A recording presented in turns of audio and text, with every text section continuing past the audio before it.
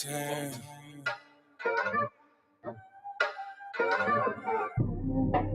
Doing gang things, living super clean. That done came up.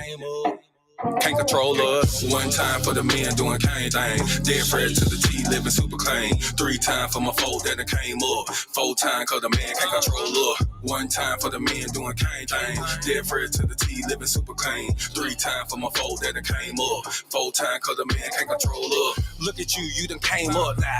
Get it how you live, mess the game up now. Ain't messing with yoga, but get the flame up. Hey, used to be Toby, but got your name back now. I see ya, paid under pressure. 25 lighters got them all on the dresser. If it ain't for you, ain't for you then. If you a lame or a sucker, wanna dress you then. Grown up now, bump the childish ways. Got a wife and a bunch of kids to raise. Punch a clock side hustle or a business you endure to ensure that all the bills is paid. Slow clap for your homeboy. Could've turned out like your homeboy. Been on the same block, cooking up the same rock on the cell block lot with your homeboy. But no, you had vision, you had goal. Brand new you on the old time road. Take care of home where you bust your low. Black men don't teach, screaming bomb the hoe. Real men talk, real king ways. Still in captivity, but minds ain't slave. Got a little wisdom, boy, you PD grade. Giving out the knowledge on the stoop these days. 1 time for the men doing cane thing. Dead fresh to the T, living super clean. 3 times for my folk that done came up. 4 times cause the man can't control up. 1 time for the men doing cane thing. Dead fresh to the T, living super clean. 3 times for my folk that done came up. 4 times cause the man can't control up. 1 time for the folk that have moved up. Even if you had a slow start, screwed up. Used to gang bang, now homie brewed up. Had a little plan, I had them blew up. Look at you like a man right now. Dressed to the T, smelling like a grand right now. And you ain't got nothing from a handout now. Just faith and hard work gets it planned out now. You could've took a bunch of dusty rolls. The hand dealt with a bunch of cards to fold. To stay hot while the world is freezing cold. The same plot, but the story's never old. Slow clap for your kinfolk. Could've been asking what your info. Prosecutor could be trying to do you in for the 2020 twins, so you passing out the info. But no, you had purpose, you had plans. I ain't throwing nothing, I'ma say these bands won't impress y'all, don't need no fans. That ain't my God, who is that man? This real men talk, real king ways. Still in captivity, but minds ain't slave. Got a little wisdom while you peek these grades. Giving out the knowledge on the stoop these days. 1 time for the men doing cane thing. Dead fresh to the T, living super clean. 3 times for my folk that done came up. 4 times cause the man can't control up. 1 time for the men doing cane thing. Dead fresh to the T, living super clean. 3 times for my folk that done came up. 4 times cause the man can't control up. Yeah, real man. Sheesh. Yeah. Doing cane things. Living super clean. That it came up. 1 time for my king doing king things. Mom these hoes cause he know he got a good thing. I submit and I cook and I clean and I never hold back on that pop. I'ma let it rain. Made me honest, I got a ring. All praises to the most high, let it sing. A real man able, sister never came. And I ain't going nowhere, this is not a game. Look at you, girl, you lonely right now. Settling for bums instead of men the most high. He provide and protect so he get our respect. And he leading us aboard when them chariots fly. I don't really think you hear me though. You can't cross this bridge on some billy goats. Let them save you in the end like a Seminole. BS help me, shout it, let the silly go. 1 time for the men doing cane thing. Dead fresh to the T, living super clean. 3 times for my folk that done came up. 4 times cause the man can't control up. 1 time for the men doing cane thing. Dead fresh to the T, living super clean. 3 times for my folk that done came up. 4 times cause the man can't control up. Yo. Shalom and shalom, sisters and cousins, and praise the Lord, saints. It's your favorite housewife, Miss Mono. Where I'm at? There's my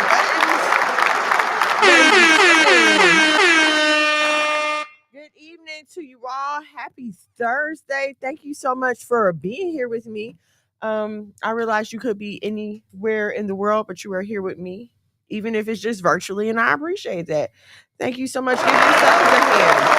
You're obviously making good decisions right now. I got my little fan with me. Let me get her set up here. How's the school year going? Like, it's like, I don't know. This school year's like hit the ground running. Like, we are going. But all praises, like, everything's going good. The boys are doing well. I hope that you guys are doing well. I hope your kids are doing good at school. Speaking of school, got a few things to talk about with kids and education and some unfortunate events that have happened this week. But not as long as I want, since I haven't seen you so long. Thank you for joining me. Yeah. So let's get to the other stuff. Please allow me to introduce myself. I go by Miss Mono's World, these content creators from Facebook, TikTok, Instagram, all the places the content creators be. Like, share, subscribe, whatever the action is on your preferred platform. If you are not on the YouTube, please head over to the YouTube at Monologue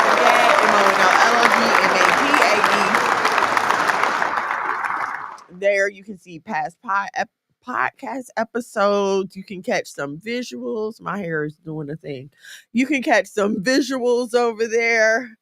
Y'all know how to reverse screen thing be. Good night. You can catch some visuals over there, past episodes, all the wonderful things. You can see my wonderful husband if you have not already, Mr. OK himself.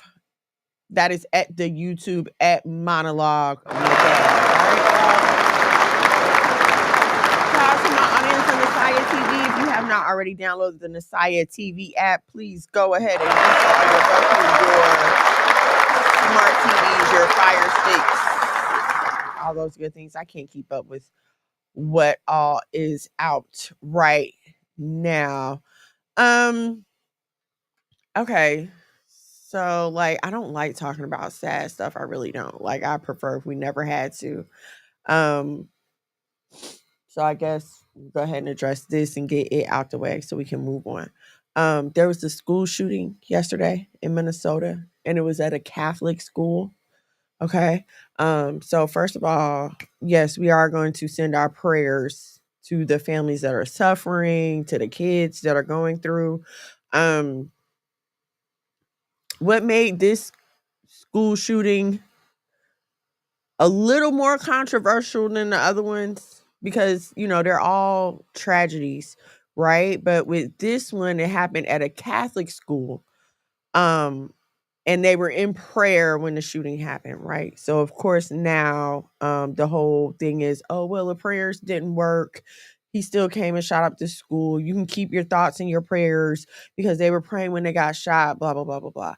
And I get that sentiment. I mean, I'm a human, right? And it's like, God, how could you let something like this happen when these kids were praying at the school? But before the response from the public to be, oh, we're not going to pray for the families. That's just that. Listen, none of us have the answers to anything. We are well aware that we are not living in the world as the creator intended for us to be. Just even if we just, not even the world, just the country we live in, the system we live in, the media that we are constantly being fed. And I don't want to expand too much on the issue and keep making it about other things, because the transgender issue is coming up, the religious issue, the mind control issue. Like we have all these different issues, but at the end of the day, there are children who left for school in the morning and that was the last time their parents got to hug them. And I couldn't handle that. I could not handle that. I don't care if you want to call it a false flag attack. I don't care what you want to call it. The fact of the matter is, this is still being reported. This is being repeated. Okay. There are people out there that are hurting behind this. And for the response, for like the overall response to be, oh, well, there's nothing we can do about it, is wild to me. And I am going to also go ahead and say this: gun control is not the answer. Okay. Because here's the thing about gun control. You want law abiding citizens to turn over our equalizer against the criminals. How does taking guns away from people who keep the law going to make anyone safer? I just don't understand that. A criminal is not going to follow the law just because you change it. Like all of a sudden they're going to be like, oh, they want us to turn in our guns. Okay, yeah, we should turn in our guns. No, That's not the answer at all. If you ask me, the answer is more good guys with guns. That's the answer to me. You're not going to get rid of it. I get into this conversation with my friend a lot because she does work for the public school system. And we get into this back and forth a lot. And honestly, I realized that at the end of the day, all anyone wants to be able to do is to send their kids to school and to know that they are coming home safe. That's all we want. And that is where our thoughts and prayers should be. That is where our prayers should be. Okay, you feel like you don't want to pray for these people, man, keep it to yourself. Like, it's so much going on right now. Keep it to yourself. But yes, thoughts and prayers for those families, and that community. All right, now that we've gotten that out the way, and I hope I'm not sounding insensitive. Like, I don't want to be insensitive about it at all. That's not what I'm trying to do. Sorry, y'all. Just toying with the lights here. I'm not trying to be insensitive about it at all. I just, I don't like it. I don't like it at all. So now the issue is that there have been multiple school shootings recently, and all of the alleged shooters are transgender. So now we're getting into the whole being gender dysphoria is a mental illness. We're getting into that whole conversation, and I don't know where this is going to go. I would just like to take this time to personally shout out my husband, who makes it possible for me to educate our kids at home. I'm telling you, every time I hear one of these stories, it just reaffirms my resolve to educate my children at home. Thank you so much, Atticus, ladies and gentlemen.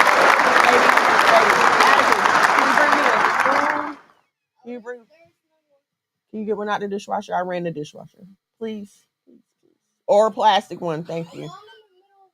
Okay, just grab a plastic spoon for me, please. Thank you so much.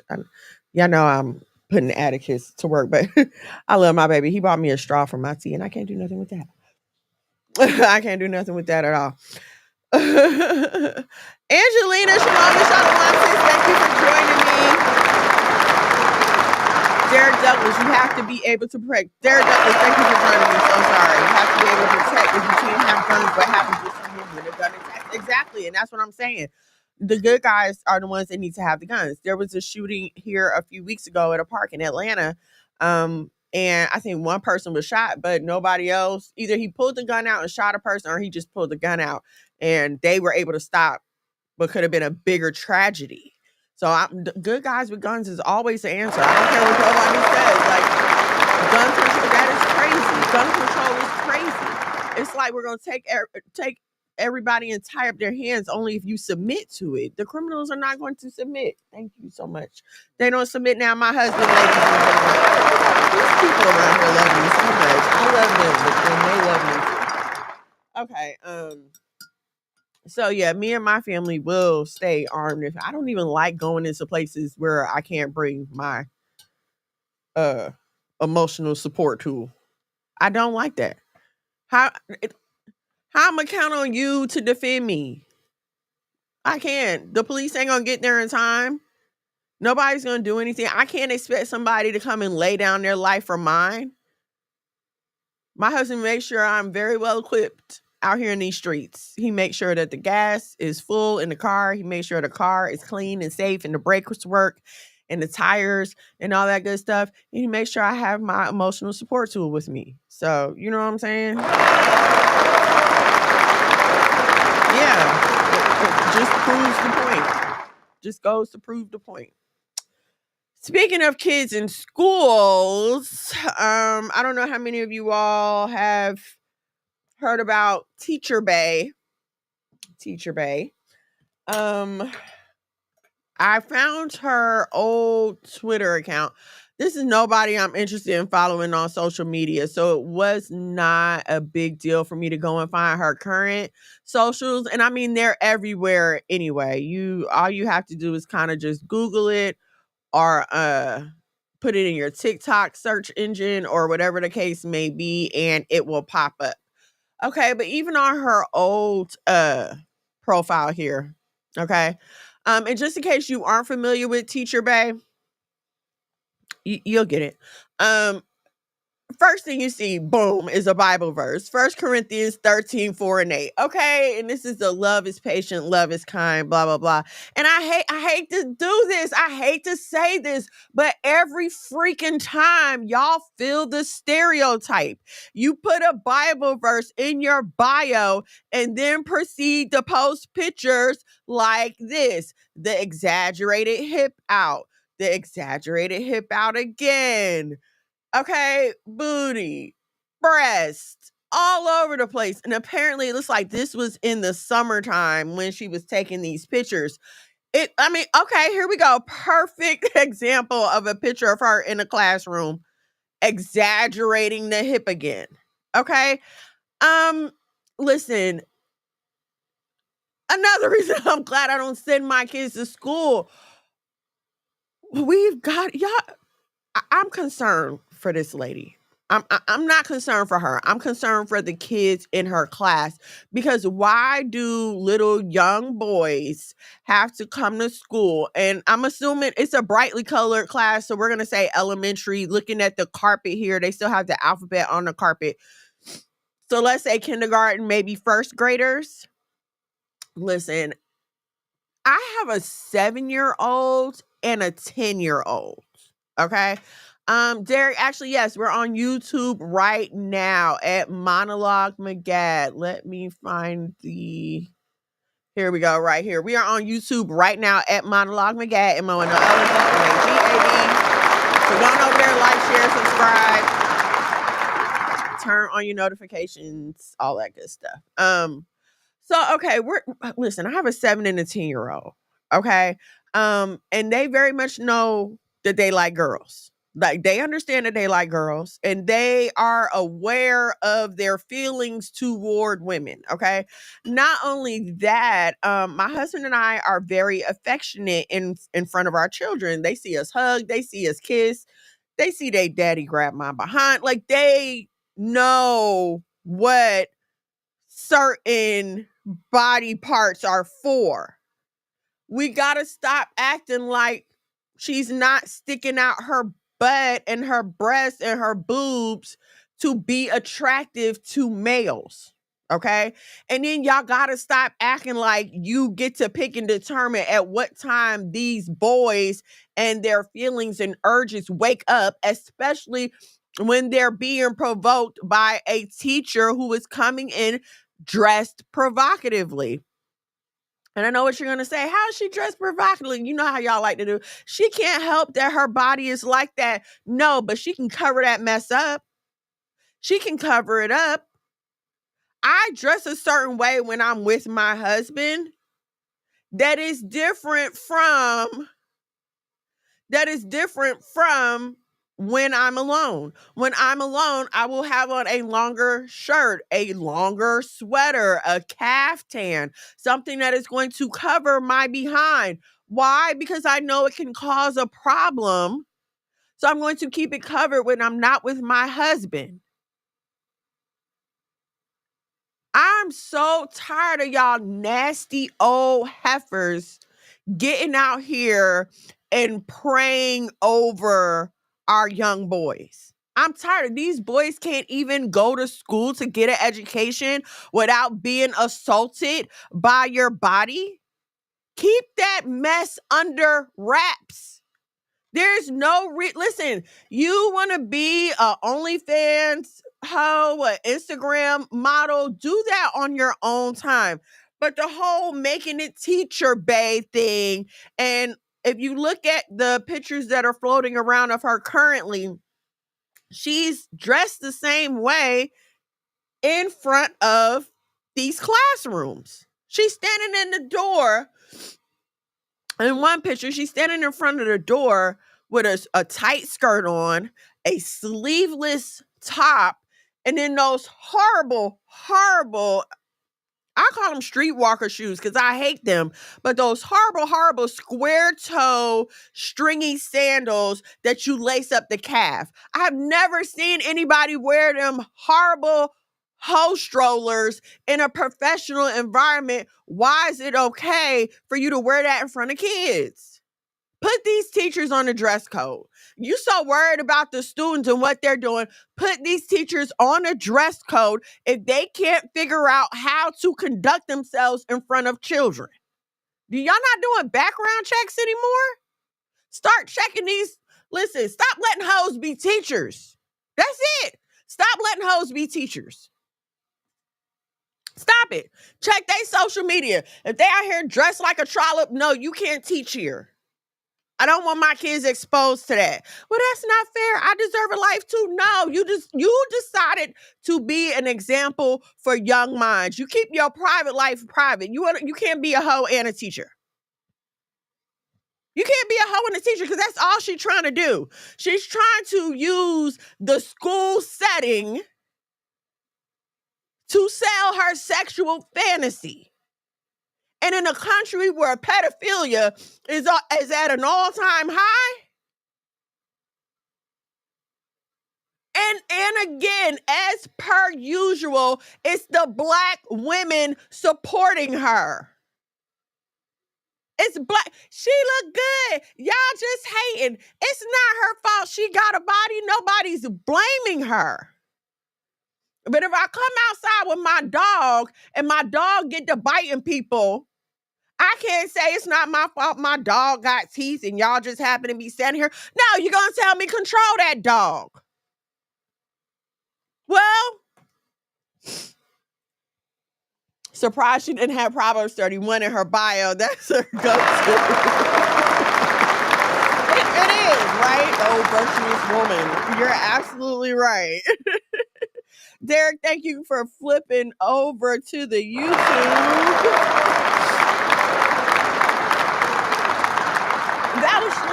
Shalom and shalom, sis. Thank you for joining me. I used to be a teacher. She's tripping, especially with a scripture in her bio. I believe a woman should be modest out in public. The scripture, and that's what I'm saying. It never fails, right? You hear so many comedians say this, and you want to be like, no, that's not true. All of them aren't like that. But come on, I don't make the story. I'm just talking about it, okay? I'm just talking about it. Brianna, shalom and shalom, sis. Thank you for joining me. The whole show. Yes, that's what they call. Y'all know the shoes I'm talking about too. Them horrible sandals. The heel don't be too high, but it's usually a thicker heel, and the toe is square, and it's just strings at the top, and then they tie it up their calf. The whole strollers. And they should not be, I'm sorry, the teachers need a dress code.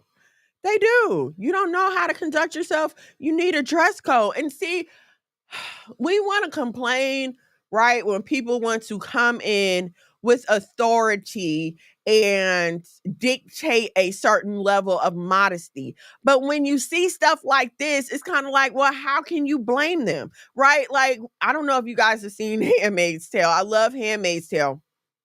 But it talks about how women were just getting out of hand and they had to be controlled. They stopped having babies. They stopped being respectful. They stopped wanting to get married, which is exactly what we're seeing right now.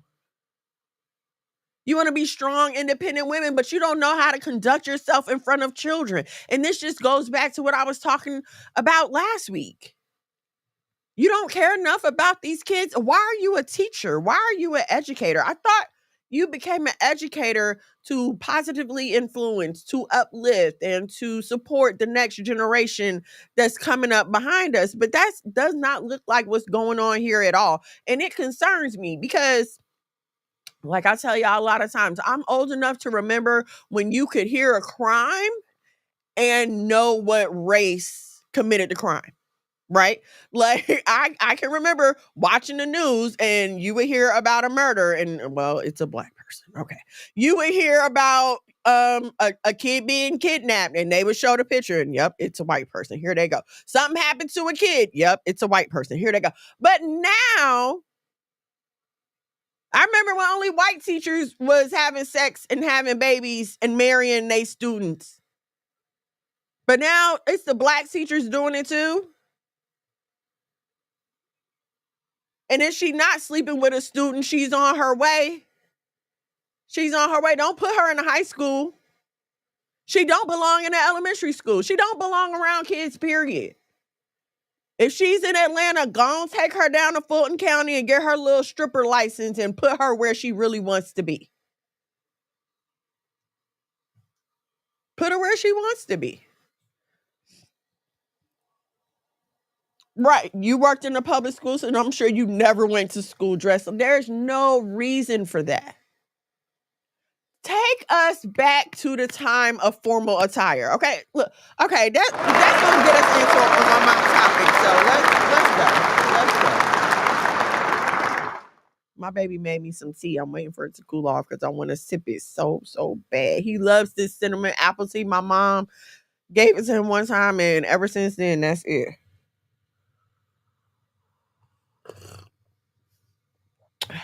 I'm sorry, y'all. Okay. All right. Even with all of that, she still ain't married. They never be married. They never are.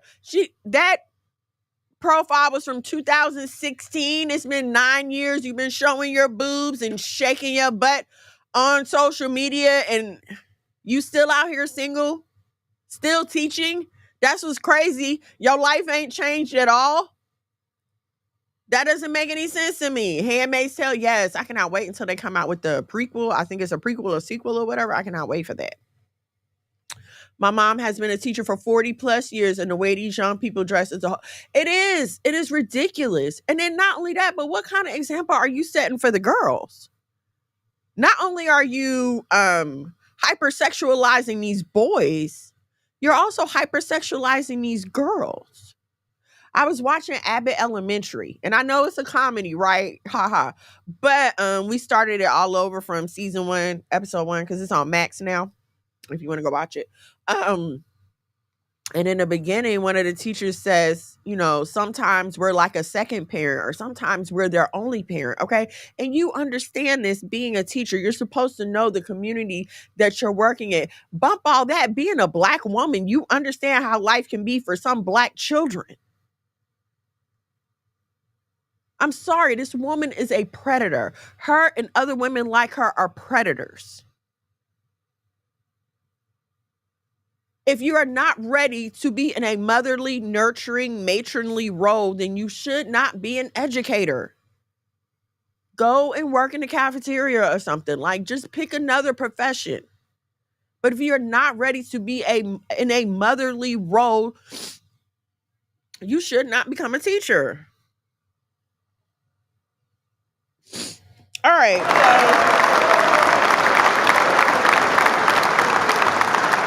main topic: why Boaz don't want your ass? You too ghetto, okay? And that's why I said this is all gonna tie in.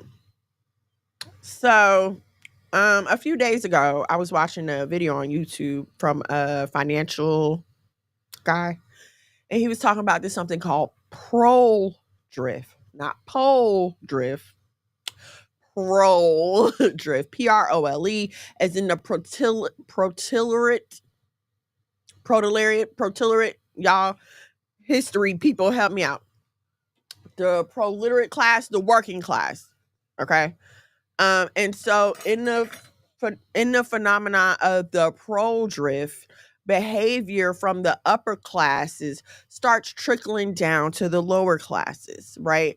Something that was once considered elite and special is now available to everyone. Let's look at stuff like okay, let's take cars, right?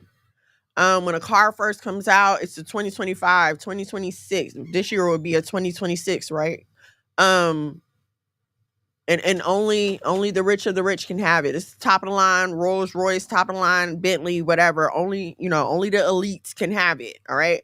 But after the elites have finished playing with it for a while and they don't want it anymore, now the not so elites can begin to afford this thing, and now it becomes old. It's like, man, we don't want that anymore. Okay. Same thing with the BBLs, right? The Kardashians kind of blew up the whole BBL thing. And hear me clearly. I understand that girls was getting butt shots before the Kardashians. Okay, I was in the club when girls was coming in there with their butts looking like golf balls. So I know that this is a thing before the Kardashians, but I'm talking about as far as making it acceptable to others. Okay, they were the ones that kind of put it on TV for everyone to follow. But now that the BBL has spread and everybody has one, you see some people trying to go back to an anti-BBL movement. Well, it's not anti-BBL, it's more like pro Ozempic. And when you're on that Ozempic, I don't think you can keep fat anywhere. So now we see it moving in another direction, and even with the Ozempic. Okay, remember when it was like $1,000, $12,000 a month, and if you weren't rich, you couldn't get Ozempic, and even people who needed the medication were complaining because it's like all these chicks is taking the medicine just because they want to get skinny. Meanwhile, I'm about to die from freaking diabetic shock over here, right? But now the GLP-1s are everywhere. You have the what is the word I'm looking for? The pharmacies that make it on their own. Gosh dang it. The word is going to come to me in the middle of the night. I know it. But so now you have these other apothecary type places, compound pharmacies. There we go. You have a compound pharmacy where they can get this stuff and make it on their own. And so now it's more widely available. Okay. So these are the kind of things I'm talking about when I talk about pro-drift, right? But what seems to be occurring to me in our current day is the exact opposite. And what I mean by that is we are not picking up the behaviors of the elites. The behavior is not going from the top down. Now it seems like those who we once thought were elite are picking up the behavior of the lower classes. And the behavior is going from the top up. Well, what do I mean by that? There was a time, and we talked about this last week when we were talking about if you love your kids. There was a time when a Black woman would not be caught dead being a pregnant teenager. And I'm not saying there weren't pregnant teenagers always. As a matter of fact, before Rosa Parks was picked as the face of a civil rights movement, there was a younger Black teenage girl who was asked to go to the back of the bus. But because she was unwed and pregnant, they considered her not good enough to be the face of the movement. And I know what y'all are going to say. Oh, that's so unfair.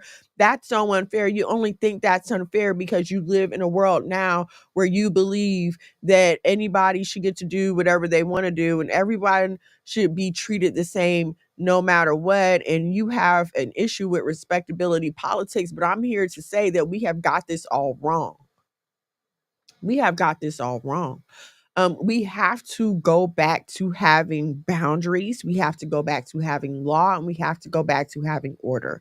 Okay. And to continue with what we were saying, take me back to the time of formal attire everywhere. Please take me back to that time, because it seems like as soon as you give a little inch, the slide to hell starts. I remember your skirt had to be down to it had to be past your knees. Your skirt had to be past your knees. The shirt, if it was sleeveless, them sleeves was tight on you. Wasn't nothing extra showing. So we went from the skirts past the knees to the jeans. They started letting us wear jeans Friday night in Bible study. And then, we got to keep the youth interested. So yeah, you can wear your jeans to church on Sunday. And that was only every fourth Sunday. Okay. Go with me if you grew up in church in the 90s. All right. So your youth Sunday, you could wear jeans, and then like Friday night service, or if you were coming after Bible study, after school, then you could wear your jeans or whatever. But now we're to the point where people come to church, and I'm using church because this used to be the place where you were sure to put your best foot forward. This is the house of the Lord, even though we understood that the Spirit of God doesn't live in buildings made by man. This is a place where we said we were going to come to congregate and worship the Lord together. So we're going to have a little respect here because we want God to honor our work. So we are going to try to respect him and his presence as much as we possibly can. But what the hell is going on now? We don't even care in church anymore. And past that, okay? Because I know some of y'all are going to be like, well, I never cared in church and blah, blah, blah, blah, blah. Cool. I remember a time when you just didn't do certain things around your parents and around certain elders. As a matter of fact, I have an uncle that is part of the community, okay? And let me tell you this, I didn't know my uncle was part of the community until I was grown. Why? Because I was a child and that wasn't any of my business. Mind you, there were times when we would all live together. When my family lived, when me, my mom, and my brother would come to New Jersey from Germany, my uncle, my mom, my brother was in one bedroom. My uncle was in another bedroom. My aunt and her kids was in this bedroom. My grandma was in this bedroom. So we were all in the same apartment, very close with each other. And I never had any idea that my uncle was batting for the other team. Because you just didn't do certain things in front of kids. There's just certain conversations you never had in front of kids. I never saw any of my uncle's special friends until I was a freaking adult. Where is the sanctity of anything anymore? How come nothing is important enough for you to say, I want to protect this. I don't want to destroy the innocence of this. You all care more about not scuffing your latest bag or your latest pair of shoes than you do about preserving the innocence of those or preserving the dignity of the elders around you. And what do I mean by preserving their dignity? Listen, if the elders are telling you, baby, we don't want to see that, we don't want to hear that, put it away. Don't do it in front of them. Why is that so hard? Y'all have really taken it too far because I can scroll TikTok right now and there are pictures of young people beating up on their grandparents. Because nothing is precious anymore. And you know what? It starts when the kids are little. You don't teach them that anything's important. Even more than that, you don't teach them that they are important. And so if they are never taught that they are important, why would they feel like anything else is important? You have a person who grows up and feels like they're not important. So what's the point of me following the rules? What's the point of me trying to go along to get along? Nobody cares about me and nobody's coming to do anything for me. Instead of us adopting the characteristics of those in better socioeconomic conditions, because it's not just white people. It's not just white people. There's a whole black middle class. There's a whole black upper class. Okay. And instead of us adopting their traditions of marriage, children, legacy building, we somehow have let the contemporary, not just contemporary, in the sense of, 2020s, but hey, it's been going on for as long as I can remember. But the messages that we've been fed in the media have always been derogatory, right? Whether it be rappers, whether it be the rash of project gangster movies that we had to endure, of Menace to Society, Boys in the Hood, Poetic Justice, like all this just back to back, same old downtrodden, woe is me, I'm poeing in the ghetto movies that we were just constantly given as our representation. And here's what's crazy, because we beg for the representation. We need representation in media. Representation is important. But like I told y'all before, when you come to my party, you're going to party by my rules. So, okay, you want representation, I'm going to represent you the way that I see you. because it's my party, it's my program. And before y'all get here and saying, well, if we had more Black voices in the media, that would be different. You're a lie. John Singleton is the #1 purveyor of freaking hood movies. Let's not talk about what your boy Tyler Perry is doing. We need more Jordan Peels. We need more Spike Lees who are going to give us more diverse and cumulative stories. And I'm going to go ahead and tell y'all, I'm tired of Lena Waithe. I'm tired of Lena Waithe. I have never seen a lesbian interaction. I've never seen any lesbian material that is of my own doing. It's like, surprise, here it is in the show.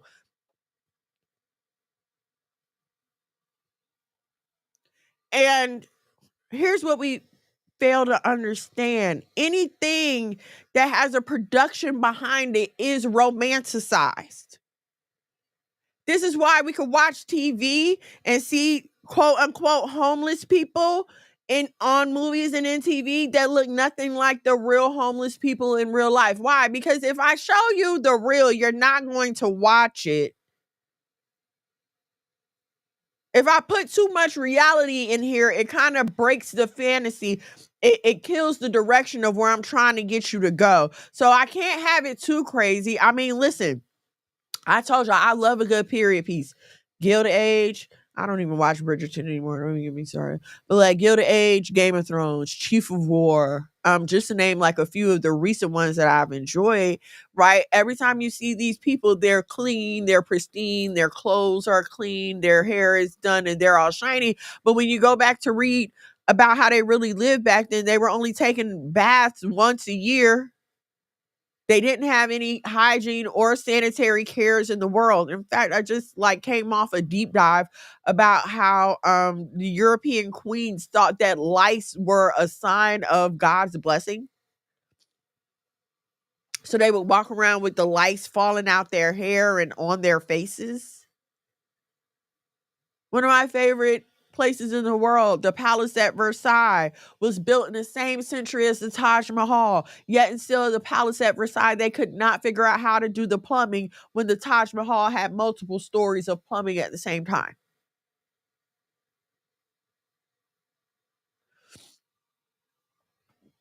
It's almost like we yearn to pick the lowest form of behavior that will allow us to exist.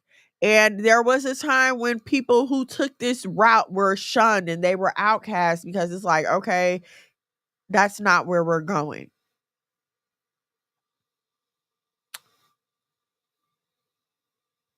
When the Israelites were starting out in the wilderness and Moses went up to get the laws, and the Most High starts speaking. This is all in Exodus. The Most High starts speaking. And then after the first 10, the people are like, you know what? We can't take this no more. You deal with this.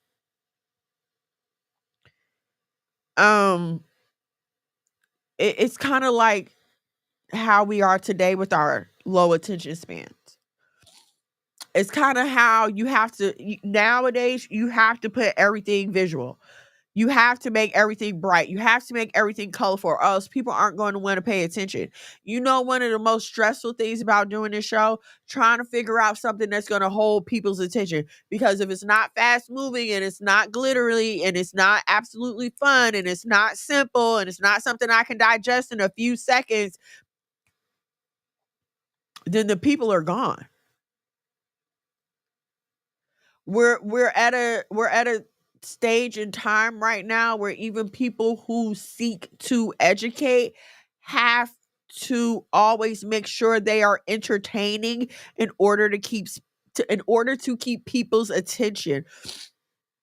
And I want to just say that, like, we have to stop doing that because everything can't be entertainment. Everything can't be fun. And that's the problem. We don't want to address any serious issues. We just want to have a good time. And anytime anything serious comes up, the first thing we want to say is, oh, leave them alone. Leave them alone. They're not doing anything. They're not bothering you. You're just a hater. Because it's easier than taking a look at what we're doing and saying, hey, maybe we need to make some changes here. I'm sorry, y'all. Give me a second. My nose is cooperating today.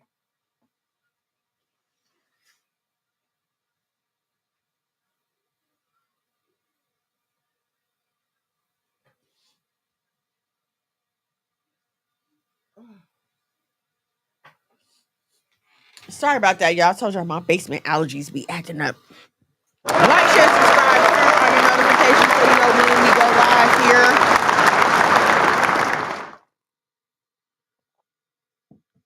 Okay. So, where was I?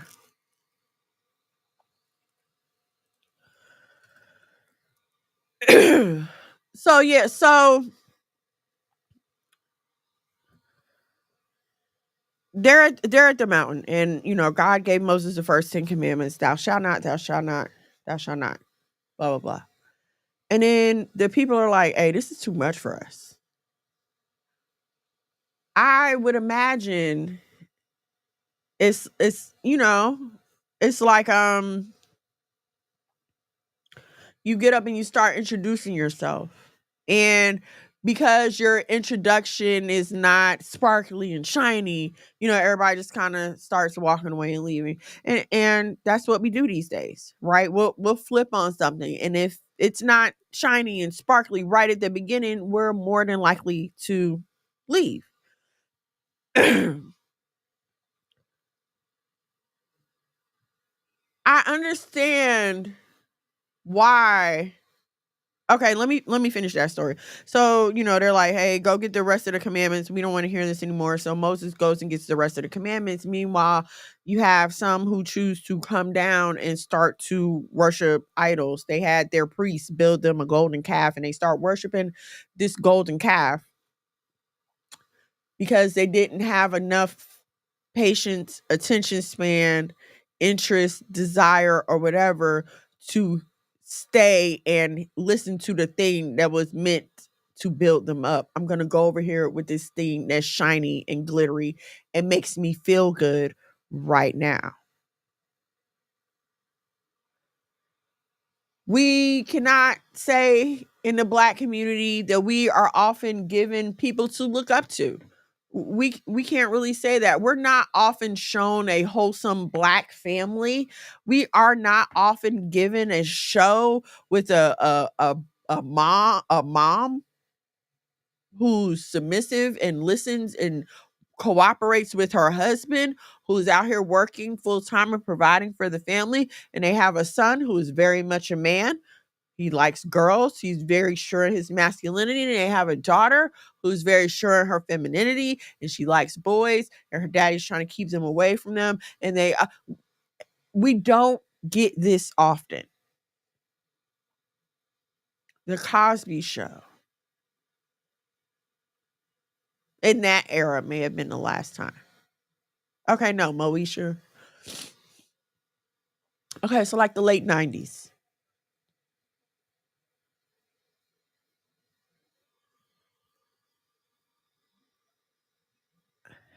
When you like when you're not given any good thing and it's like continuously feeding junk food, right? It's continuously feeding junk food. Here go the vegetables over here, but nobody wants them because they don't taste good.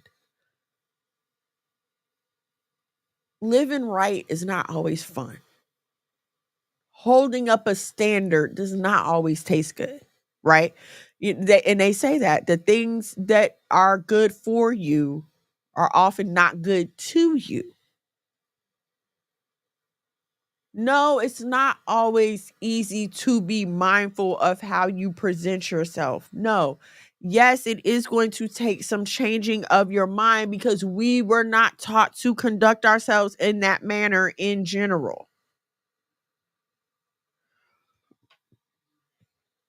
Like in general, we here in modern America, we women are not taught to consider the environment that we are going to be in when we are picking our clothes.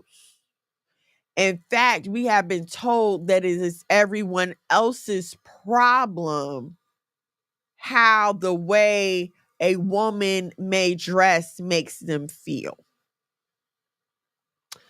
So if said woman wants to come out of the house in this, they call it a skirt these days. I don't know what this thing is that they're wrapping around their waist with just enough fabric to cover their top of their behind, but not the bottom of their behind, particularly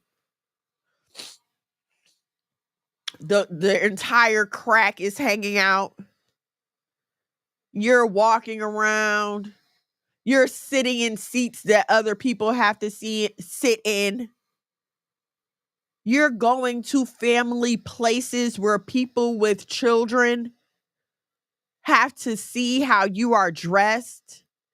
And you know what? I have it, like, it must be terrible to be a man. I'm going to say that. It must be terrible to be a man. Because again, y'all want men to act like they're not supposed to be attracted to the female form. The utility of a body is not something that you can turn off and on.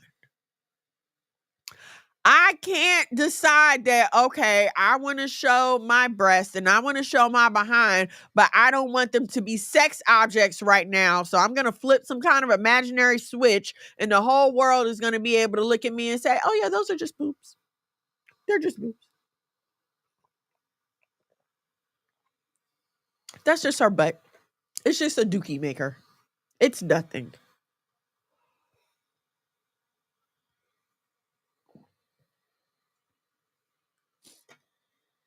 Nasty and annoying. Absolutely. And here's what's crazy, right? I was on the phone with somebody today. I was on the phone with my mom and I was telling her about a phone call I had. And the lady introduced herself as doctor, right? Dr. So-and-so. So I was like, okay, Dr. So-and-so. Mind you, this has nothing to do with the conversation. I did not call her about any kind of advice or anything that would require her to introduce herself to me as Dr. So-and-so. But okay, Dr. So-and-so. And so we had the conversation or whatever. And at the end of the conversation, I was like, well, no, throughout the conversation, I was very calm. I was very like, okay, yes, thank you. I just had a question. Thank you. I appreciate you answering the question. And at the end of the conversation, I was like, it was a pleasure speaking with you, doctor. And she just got to giggling and kikiing and ooh and everything else. I didn't have to do that, right? I didn't have to do that. But I knew that it would work. I knew that it would leave her with a good feeling about me because clearly this doctor thing is important to you. So I'm going to acknowledge that in our conversation. And now in your mind, I respect you at the level that you were looking for me to respect you at when you introduced yourself to me as doctor instead of whatever your name is. Okay. And so now I'm saying that to say there are some people out here who really feel like they're smarter than the rest of us. No, they really feel like we who don't agree with this new body positive, gender dysphoric, body dysphoric, I can run to the doctor and get it fixed. Where's a BBL? Where's an injection? They feel like those of us who have a problem with this lifestyle just need to be educated. We just need to be brought up to date on things. Like we're just so settled in our archaic ways. So they feel like what they do and the reason that they have set forth in their mind is supposed to be acceptable to everyone. So to them, when they walk outside with their behinds hanging out and their stomach hanging out and any other part of their body that they can get away with not having a piece of fabric on, they feel like we're the dummies. We're the ones who don't know that now all of a sudden breasts aren't supposed to mean what they're supposed to mean anymore. And women can walk around without shirts on just like men. It's our fault. We're dumb. We're stupid. We don't know. But I beg of you to please Let's look at the condition of society when everyone had enough decency to follow laws and order. And let's look at the condition of society now.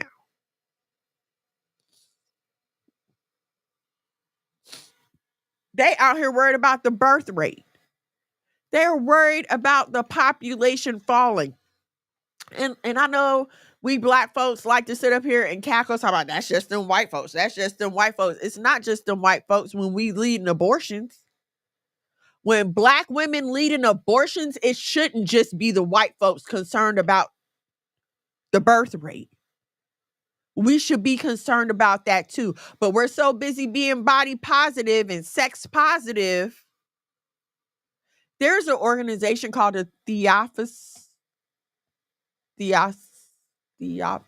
Society, the Theo something society, theological something. It's not theological, but it's Theosophisis or something like that. Anyway, there's this woman named Alice Bailey. And if you're familiar with the world infamous Satanist Aleister McCrawley, who coined the phrase, do what thou wilt shall be the whole of the law, they worked closely together, and therefore she went to lead this society. They formed this company called the Lucius Trust, which was a printing company, and supposedly there's this big Satanist ring, right? And so one of their goals, they have 10 goals. You can look it up online. It's like 10 goals to the New World Order. One of their goals was to allow men and women to enjoy sex as much as they wanted to and be free from the consequences. And if you look at the world we live in now, it seems like they've succeeded, right? To the point where people just don't even try with birth control anymore. They don't even try anymore because it's their body. And if they don't want to prevent a life from forming, they don't have to. And if they want to turn around and end said life that happened to form, that's their right to. And we're living in a world that is okay with this now. And we're so busy in denial about our condition. That's just them white folks. That's just them white folks.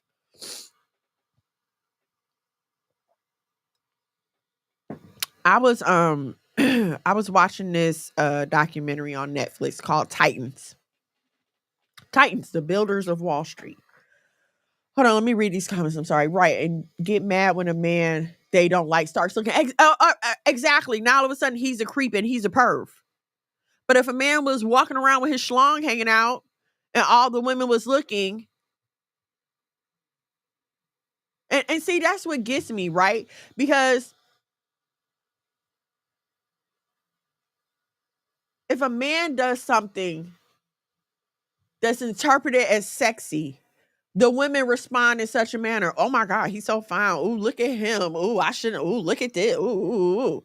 Saying all the things, right? But if you turned around and these same comments were being made by men towards a woman, they would be pigs, they would be dogs, they would be chauvinists, they would be everything that's wrong with society.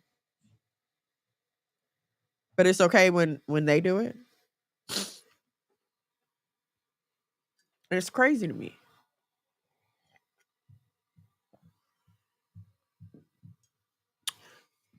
I was watching this documentary called Titans, Builders of Wall Street, right? So, y'all know I love a good documentary.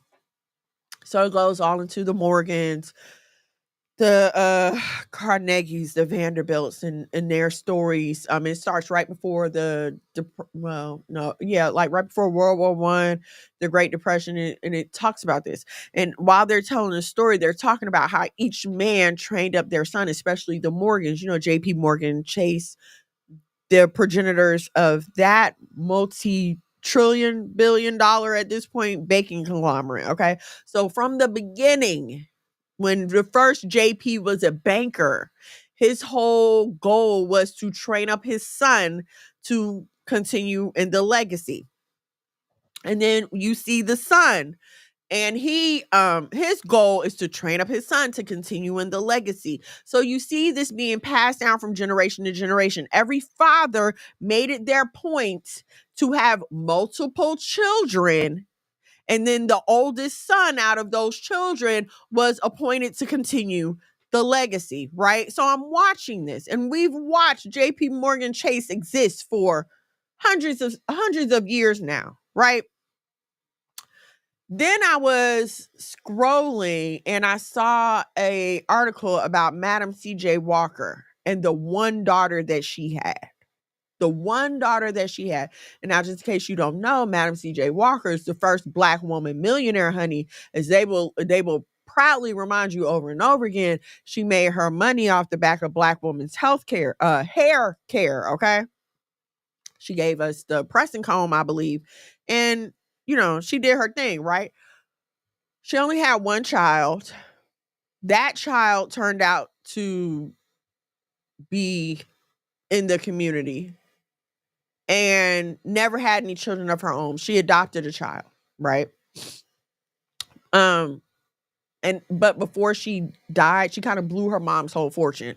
Like, she blew all the money. She didn't care about maintaining the business. She just wanted to live the high life in Harlem. So she's like New York elite Black society. She was more concerned about doing that than with continuing the business. So now her mom's legacy is basically like just a museum and some writings and stuff. It's not what it should have been had the legacy continue, right? But this is what gets me, because you have a white family. This white man, JP Morgan, got married, had children, and brought his children into the business so that their family and their family's worth could continue to grow, right? So his future generations, or wise man, leaves an inheritance for his children and his children's children. Okay, they're sitting up there doing that. But this Black woman who was a millionaire, it kills me, right? Because I can only think, I don't want to assume, but what it looks like, if she was living today in modern times, it would look like a woman who bought into the feminist idea that I don't need to have children to be fulfilled, and I'm fine by myself, and I don't need a man, and I don't need this, and I don't need that, and I'm okay all alone. But you see the result of that kind of thinking when you look at the fact that the only reason we really remember her is because she was Black. She was the first Black woman millionaire. We don't remember her with any kind of current appreciation because her legacy stopped after her legacy stopped. Her daughter spent up all the money. What is left? What is left? Whereas if she would have been wise,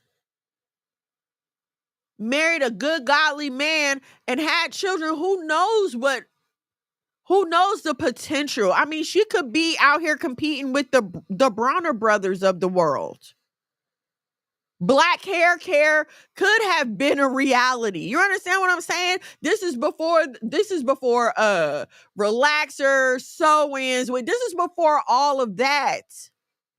That could have set a foundation for Black hair care to be in the forefront.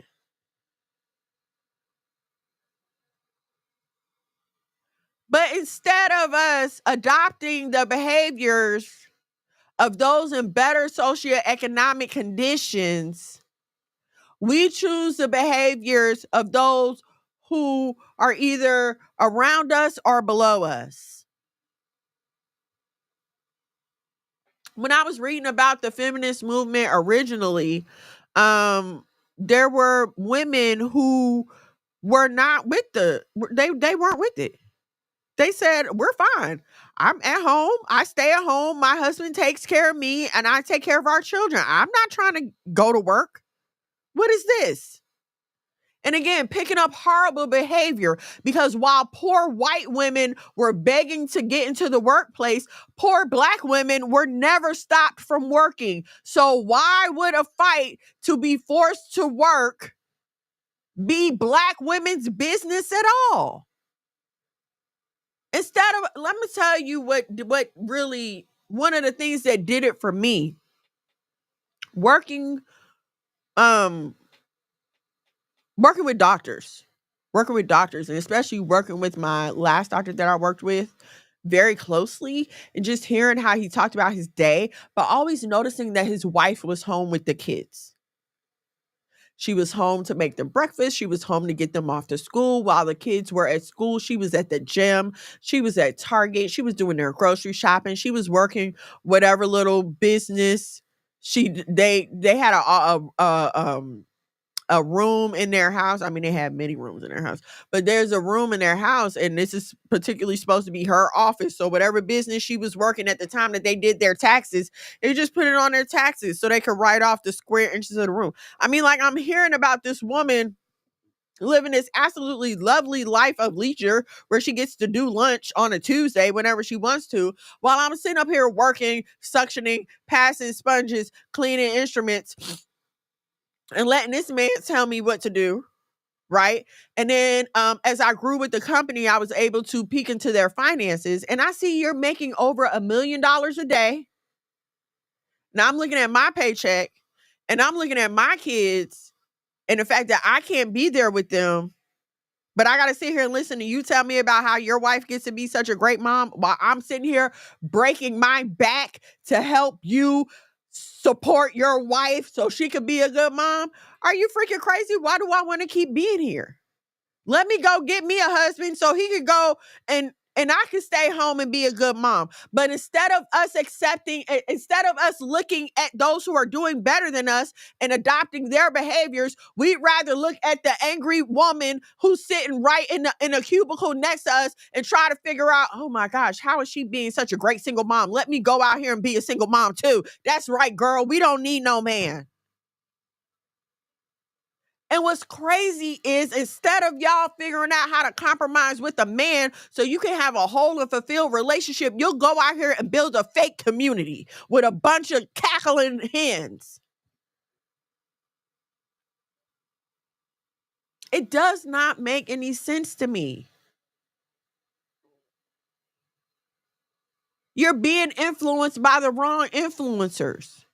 Somebody put their big old butt in front of a camera and that's enough for you. But let a woman come on here talking about how she take care of her husband. I bet he cheating on you. Why you don't never say that to the hoes?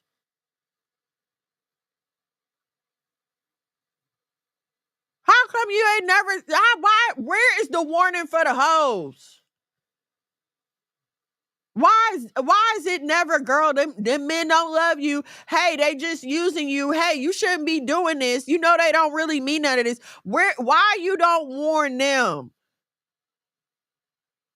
Why is it always the women that are doing what they are supposed to do that you got all this warning and discernment for, but you can't keep it for yourself? Still ain't got a man.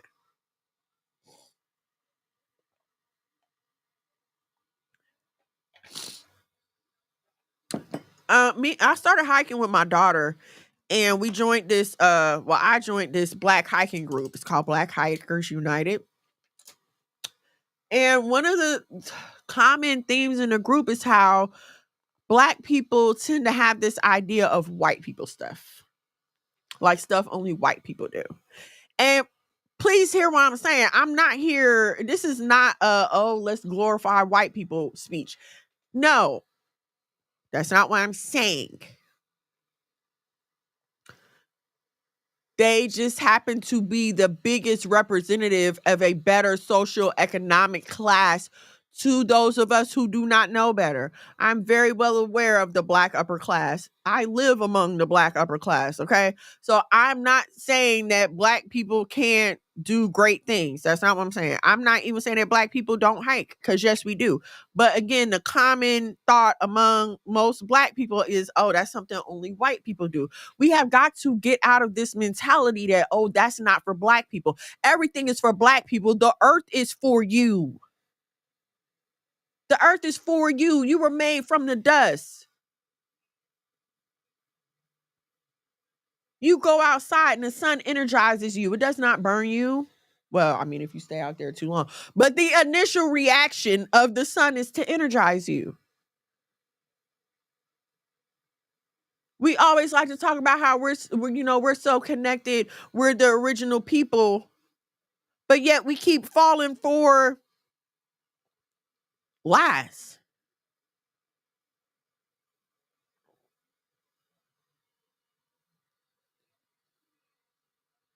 If I come into your house and I see you living a certain way, and then I tell you that the way you're living is wrong and you need to do this better, and my intention is to steal your house and your land, I've observed what you're doing.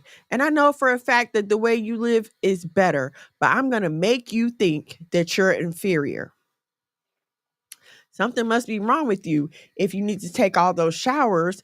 And people have actually tried to argue with me about this because I'm a very avid, at least 2 showers a day person. My doctor said that dries out your skin. Well, let me introduce you to a little thing called lotion.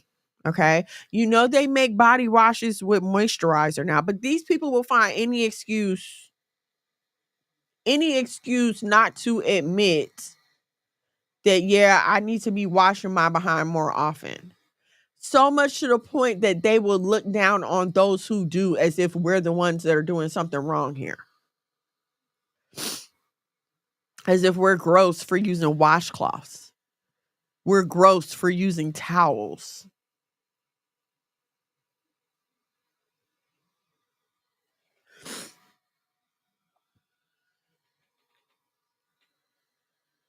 It's like when people tell us that we don't have to keep the law anymore because you couldn't. Nobody could keep the law. Nobody was perfect. So you just couldn't. So you mean to tell me that you go every day of your life without breaking the laws of this land? And I know you don't because you speed, you be on your phone in the car.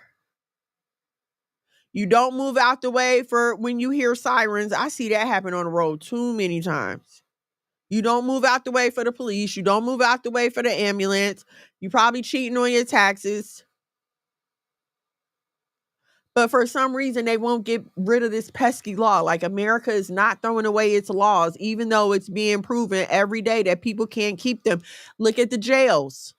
Look at how full our jails are.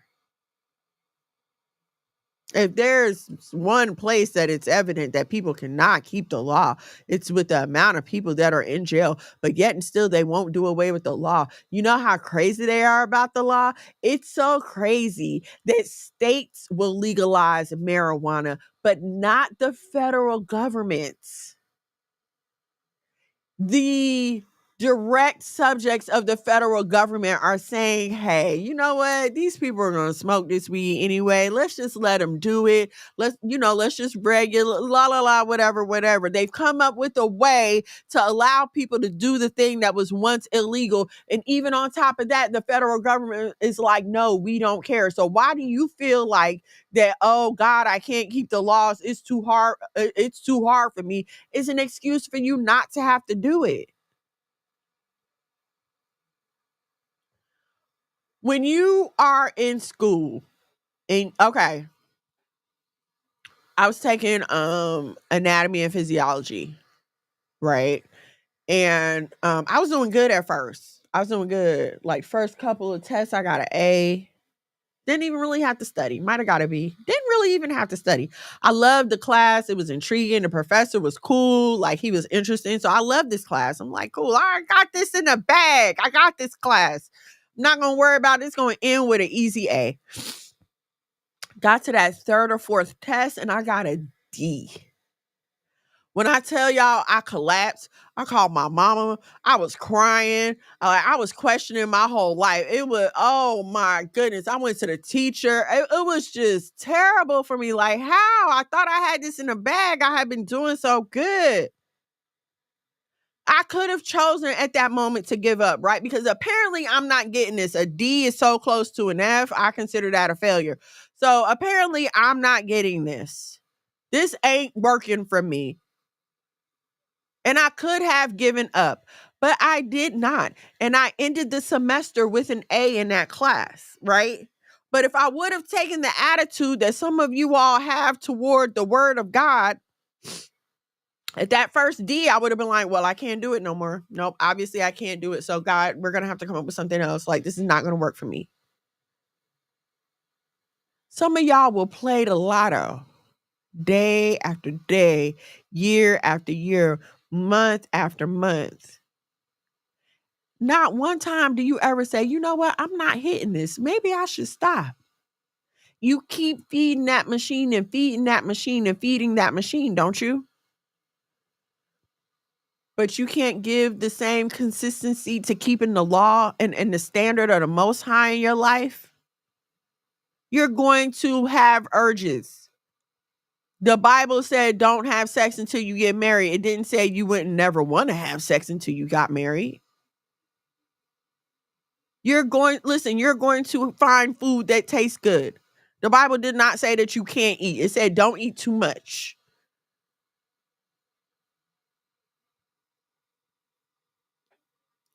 We were given a set of laws and instructions in order for a reason. It was God's intention for us to be the elite, for the keepers of his word to be the elite, to be the ones that set the standard. But now we live in a whole topsy-turvy world where the people who blaspheme and disregard the word of God are actually the ones that are running the world and setting the example and ruling over us and forcing us into things that, you know how much pork they sneak in this food? And it wasn't until I stopped eating pork that I realized how much pork was everywhere, to the point where you have to be vigilant against it. Why? Because the people in charge do not care to keep the laws of God. They don't care what you put in your body.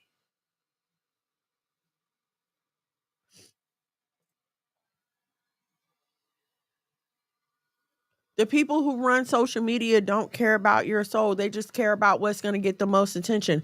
They'll tell you that all the time. It's about what gets the most attention. And right now, ass and titties is getting the most attention. So that's what you're going to see. People being shot in the street. I never in my life thought there would be a day when I could just scroll Facebook and see 3, 4, 5, 6 videos of people being shot point blank, back to back. We have adopted behavior most undesirable, and we have tried to normalize it.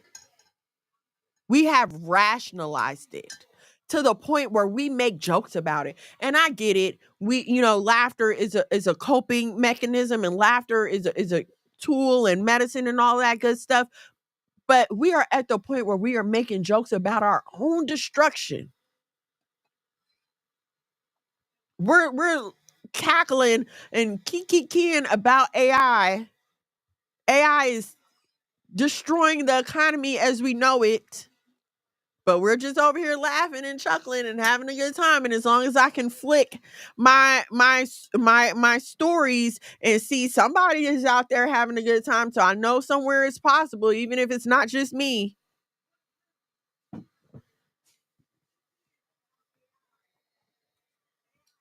The people around you currently are not going to understand the changes that you want to make in their life, and it's not for them to understand.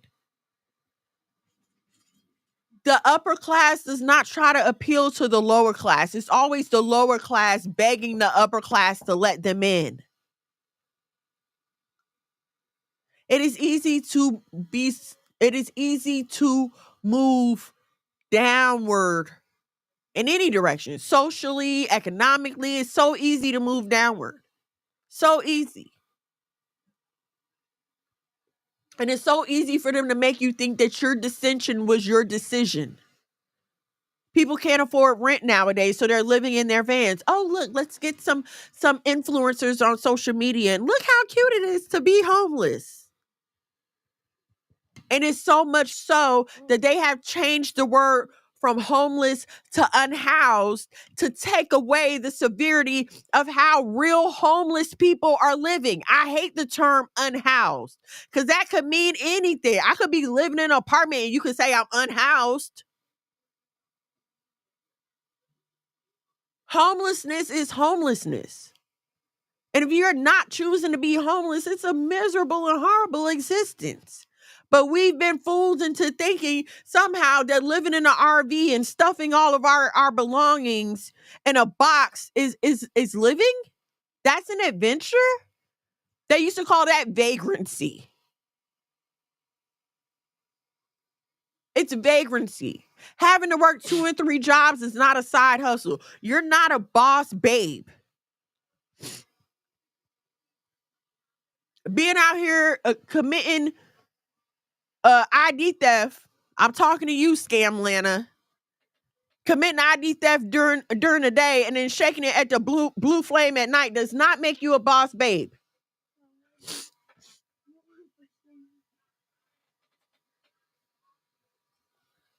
Yes, it's easier to be a heathen. Yes, it's easier to be a thug. It's easier to be a hoe. It's easier to be a sex worker. It is. Especially when you can do it virtually. Back in my day, you had to be in a club. Now, you mean I can do it virtually and they can't touch me? Sure, it's easier. But what are you going to do when you close your eyes for the last time and you have to explain your behavior to your creator? I want to say, what are you going to do when you grow up and your kids find out about your past and you have to explain it to them? But I forgot, y'all don't even care what y'all kids think. Y'all don't care about your kids. You sure don't care what they think about you. All you're going to do is tell them to shut up and go in their room. So you're going to live the life that you keep chasing. So if you keep chasing the life of a whore, you're going to live the life of a whore. You keep chasing the life of a strong, independent Black woman, you're going to live the life of a strong, independent Black woman. And I'm going to tell you what, when you're sitting up here spouting all this strong, independent Black woman ideology, don't come over here looking for my husband to protect you from nothing. Because if you were in the place to want to be protected and doing what you had to do to be protected, you would have your own man to protect you. What are Black women supposed to do? None of the Black men will protect us. You told them you didn't want them to. You told them you didn't need them. You told them, shut up, your opinion doesn't matter. You told them it's my body, my choice. You told them these my kids and we don't need you. Remember all that stuff you said? And now why you won't protect me? You told me you didn't want me to.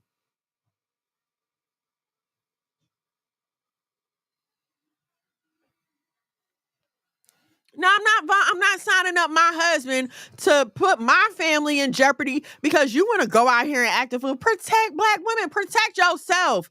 Care enough about yourself not to put yourself in situations where you need protection. And let's keep it real because that's what y'all talking about. I was talking crazy to this man and he started talking crazy back to me. Why won't no Black man protect me? If you wouldn't have been talking crazy in the first place, Stop following these baddies. Stop following them. That's not the life you want to live. It's all good when you're 19 and 20, but 25, 30, 35, and 40 is coming for you. And the way y'all living these days, y'all got 40 years of life experience on a 20-year-old body. You got the body count of a 50-year-old and you're only 25. Stop lowering yourself to the behavior of the lower classes. You think you're too good? Yes, I'm too good for certain behavior. This is nothing personal. Like I told my daughter, the name of the game is self-preservation. It's not personal. It's about all of us trying to build up our families and build up our legacies so that we can please the Most High and leave a story of him on the earth. That's what it's about. So that many, many moons from now, when the Lord calls us home, our children will still have the testimony of the law and the faith to keep his name alive in this earth. That's what it's about. It's not about scrolling through your social media years from now and seeing how, ooh, look how I used to look back then. Because if you keep yourself in the Lord, you won't age like a bag of flowers sitting out in the sun. Paxton and Atticus, ladies and gentlemen. Finally, okay, come on. You're here now. So what you got to say? What you got to say to the folks? Hello, everybody. Hello, everybody. That's all you had to say. Judy Rogers, Salon and Salon. Thank you so much for joining me. I got my fan, y'all. I love this fan. Oh my goodness. Listen. Yeah. I love my fan. If you have not already, hold on. What am I looking for? Where is it? Here we go. If you have not already, please head over to Amazon. Okay. Amazon. You can find my book, Why Boaz Don't Want Your Ass, 8 Questions to Consider While Waiting. It is only a total of $5. Okay.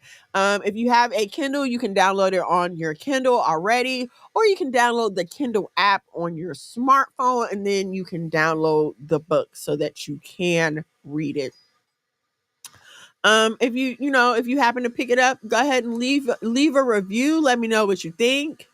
Tell your friends, tell your family, like, share, and subscribe. If you are not on the YouTube, please head over to the YouTube at Monologue McGad. If you're watching live, I should have said this at the beginning, I guess, but if you're watching live, just comment live. If you're watching on the replay, comment replay, just so I know you were here. And we get some comments, get the algorithm going in our favor. Okay. Let's see. Well, anything else, guys? Yes. Thank y'all so much for hanging out with me, Banath, Angelina, Brianna, Derek. Thank y'all so much for hanging out with me this evening. I truly, truly appreciate each and every one of you. What? Go ahead. You don't know. Paxton, you got anything for the people? Good night. Okay, Paxton ain't got nothing for y'all. Thank you so much, Judy. I appreciate you so much. What was I about to say? Mom almost cried while she was talking. When? I have one more thing to mention. What? Mrs. Mono sips tea. Very funny. Very, very funny. Ha ha ha ha ha. Man, I'm trying to think if there's anything I gotta tell you guys. I don't think so. Oh, you know what? You're absolutely right. I did not even offer the people a chance to give. You're so right. Listen, if you would like to support the ministry efforts that we have going on here at the House of Mono, you like what we're doing here on Why Boaz Don't Want Your Ass, please head over to the Cash App, $ the House of Mono. $1 or $2 will do. I promise you, everything you give goes right back into these lights, this camera, and this action. Okay, so please head over to the Cash App, $ the House of Mono, if you feel so led. Y'all, if you're not following my husband, please follow my husband on all his social media platforms at Monologue McGad. Get in his DMs. Tell this man he need to sit down in front of this mic and do a couple of classes, some Sabbath classes, and all this stuff. Now, I will tell you this. He has been working very, very extremely hard. The Most High has definitely been moving in our businesses. We are growing. We are expanding. But I also know that the call of ministry on his life cannot be ignored. So please continue to pray for us that we get some steady, reliable help with our businesses. And therefore, we can focus on our ministry growing more. Okay? What's up? So this week we have 8 bounties. So that means $80 for us. So we're gonna be rich. And I might gift something to a lucky subscriber on our channel. What? Get out of here, Atticus. This boy. All right, y'all. Listen. Prayers for a great rest of the school week. I hope your kids knock out whatever tests they have coming up. May their homework be easy on you. I don't know about them, but may it be easy on you. May their little neurons be firing. They just have a great school year. I'm praying for the safety of all of our kids out there, y'all. Please get involved. pray for your children. If you feel like something is off, don't send them to school that day. I don't play about these threats, all right? And my girls, when they were in high school, they used to get mad, but they was talking about a threat at the school, and we would make them stay home because it's too late after. They always be like, oh, it's just a threat. It's just a threat. It's too late once it's not just a threat, okay? So, please, y'all, I'm praying for you. Sorry, that was my fan. I'm praying for all the parents out there and all the kids that this school year be productive and only add to us and not take away from us, okay? I love y'all so much. Thank y'all for hanging out with me. We'll see you right back here. One more thing. Pray that our teachers get sick so we don't have any more No, school. we're not doing that. Don't say that. Why would you want your teacher to get sick? Do you want me to get sick? No. I'm your mommy. You want me to get sick? No. Guess what? Your teacher is somebody's mommy. Do her kids want them sick? No, so don't say that, okay? We don't pray for people to get sick. Okay. All right, y'all. Thank y'all so much for joining me this evening. I hope something that I said was helpful to you, whether you're listening live or on the replay. Please like, comment, share, subscribe. Even if you want to comment my hair color, either one of them, black, blonde, ginger, whatever. Whatever you want to comment, leave a comment. I love you so much. I will see you right back here next Thursday, 8 o'clock. Same black time, same black station. Thank you so much. What am I about to say? Shalom. Shalom. I love you. Good night. Doing gang things. Mono. Living super clean. That it came up. One time for my king doing king things. Mommy's hoes cause he know he got a good thing. I submit. Tune in to Why Boaz Don't Want Your Ass with your host, Miss Mono. Shalom and shalom, sisters and cousins, and praise the Lord saints. It's your favorite housewife, Miss Mono. Every Thursday from 8 to 10 p.m. live on YouTube at Miss Mono's World and Monologue Magad. Now also available on the Saya TV on Roku and Fire Stick. Why Boaz Don't Want Your Ass. Don't miss it, sisters and cousins.